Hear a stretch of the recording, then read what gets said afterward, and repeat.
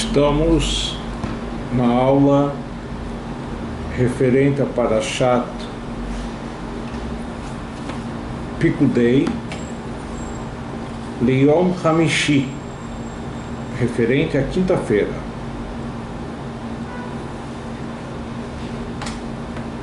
Primeiro, Mussar, uma explanação ligada a uma orientação, um sermão, baseado na Gemara de Bava Batra, página 9b.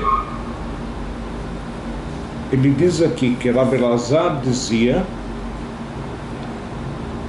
Gadol al-Ses Tzedakah Beseter, grande é a pessoa que pratica caridade às escondidas, Yoter Moshe Rabbeinu, em certo sentido superior ao nosso grande líder Moshe, porque em relação a Moshe está escrito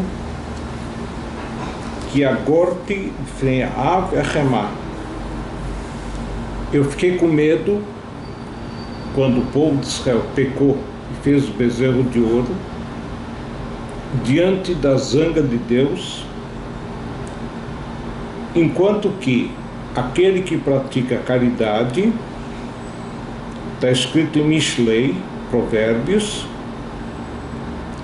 mas Matan Beseter Yechafeav, um presente, uma tzedakah, uma caridade, dada Beseter, às escondidas, Yechafeav domina a zanga de Deus.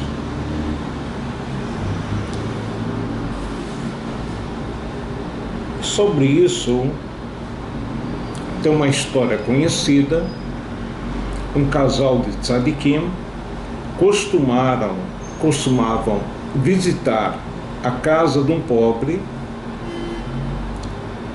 À noite, colocavam debaixo da porta um valor para tzedakah e se retiravam.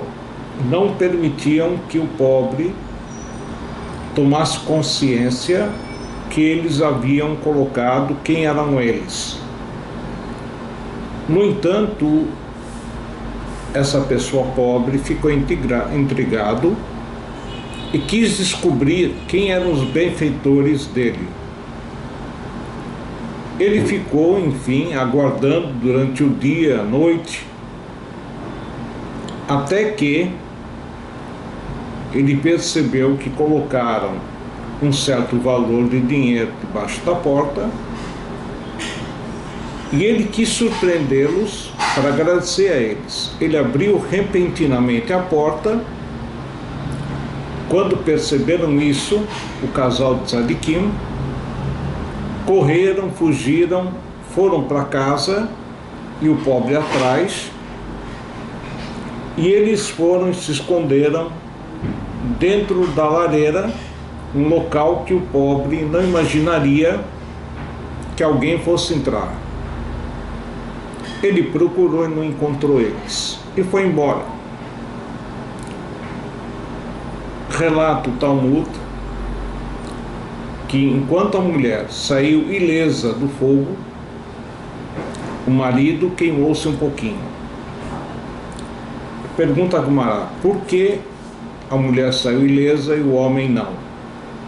Respondem que a tzedakah, a caridade fornecida pela mulher, é mais completa nisso que ela dá em forma de comida ou de roupa, diferente do homem, que ele dá em forma de dinheiro, que tem dois problemas. Um seria o fato de que o pobre ainda tem que adquirir o que ele precisa, o alimento dele. E dois, que eventualmente o pobre pode usar esse dinheiro, esse valor, para uma outra coisa que não as necessidades básicas dele. Então a mitzvah acaba se perdendo. A Gemara traz aqui a continuação, aproveita os ditos de Rav Yitzhak e cita mais uma afirmação dele.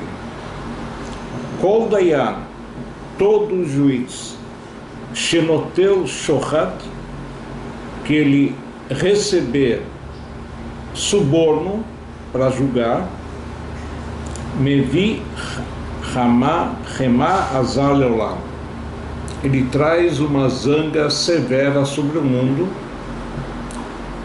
E aqui tem aquela questão, mas afinal de contas, quem pecou foi ele, por que então o mundo está sofrendo as consequências? Daqui nós vemos, cada um de nós é responsável pelo mundo,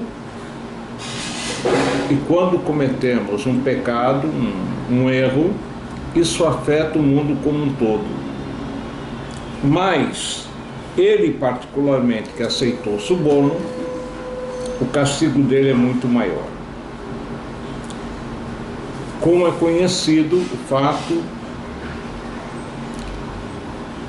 que se diz, teve um caso, um rabino, juiz, ele tinha que julgar 2 contendores e um deles era exatamente o alfaiate dele. O alfaiate sabia que ele poderia desviar a atenção do juiz a seu favor. O que ele faz? Ele simplesmente aproveita que a roupa do juiz está junto a ele, abre um buraco na roupa, enfim, desmancha a costura, guarda um valor dentro do fogo e costura de volta, de forma que o juiz não percebesse. Aconteceu que na hora do julgamento, todos os argumentos que o alfaiate usava a seu favor, o juiz concordava. E todos os argumentos que o outro lado tentava usar, ele não via como correto. O juiz começou a desconfiar dessa história, foi procurar nas suas roupas, na sua casa, enfim, se ele tinha aceito algum suborno, e não encontrou. Até que ele tateou na sua roupa e descobriu que havia alguma coisa no forro. Foi aí que descobriu o dinheiro e disse para o alfaiate que esse dinheiro que ele colocou lá, ele invalidou o juiz, de julgar esse caso, e que ele passaria para um outro juiz para dar continuidade ao caso. Daqui nós vemos que mesmo que o juiz não tenha conhecimento do suborno, se o suborno está presente, vai influenciar nas decisões dele. Então, nós vemos aqui, vamos continuar depois, o tema aqui destacar na Gemara de Bava Batra. Estamos nas leis de Shema, capítulo 3,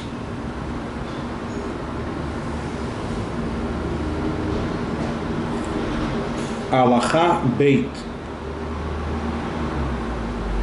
A segunda lei no Rambam, em Corim, lo bebeit hamerchatz, lo bebeit hakiseh, afal pi shem bo tzoah.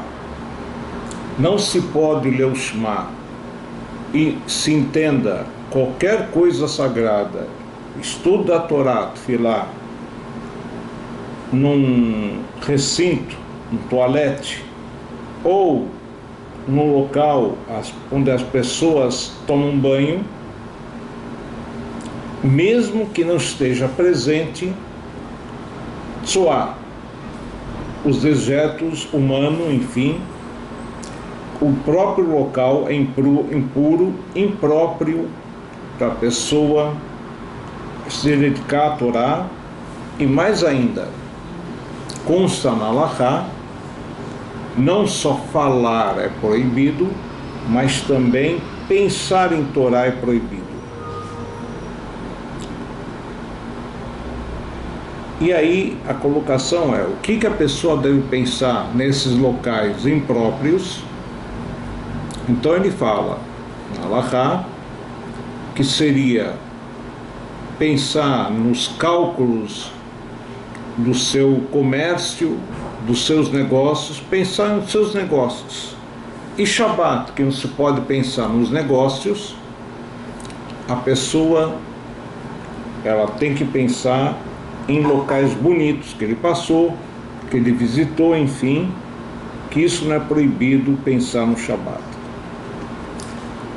No entanto,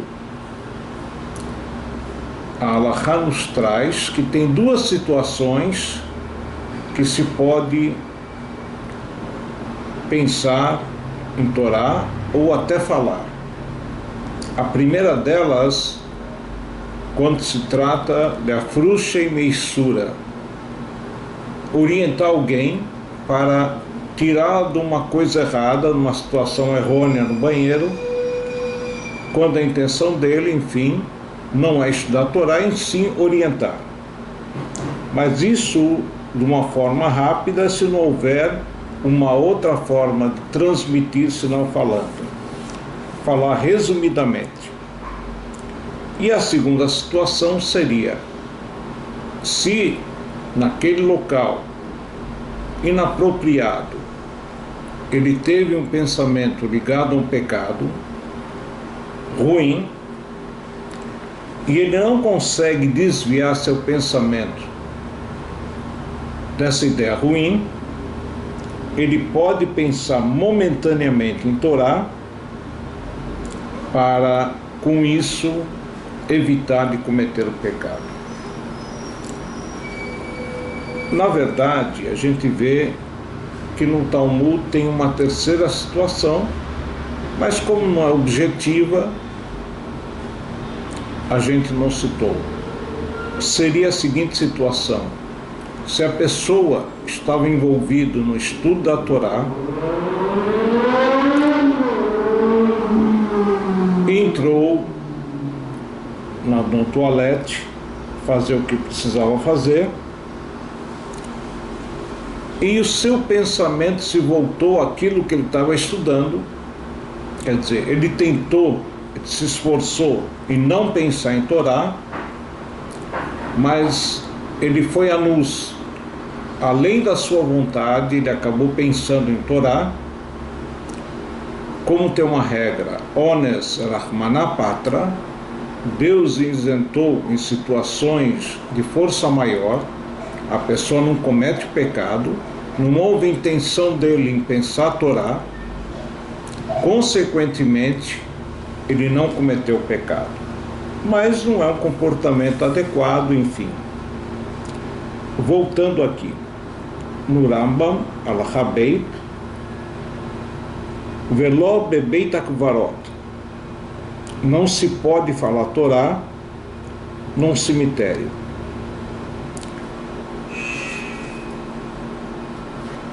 Porque, enfim, é um local que não é honroso para os mortos ouvirem Torá, já que ele estaria com isso praticando Loeg Larash Herevoseu, aquele que despreza aquele que morreu, já que o que morreu não teria condições de estudar a Torá, de praticar mitzvot, enfim.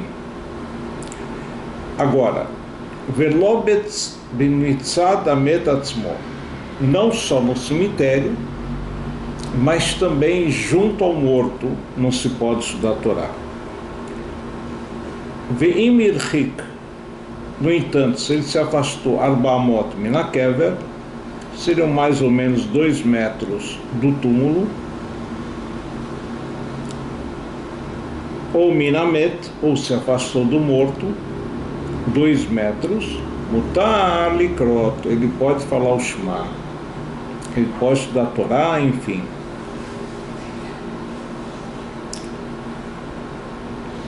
E aqui tem a seguinte definição: se a pessoa vai, vamos dizer, por exemplo, uma matzeivá, inauguração da pedra tumular, que se costuma falar alguma coisa em honra do morto, ou Torá, ou Salmos, enfim. Se a pessoa faz junto ao morto, em honra dele, ele pode estudar, já que isso não fere a honra do morto.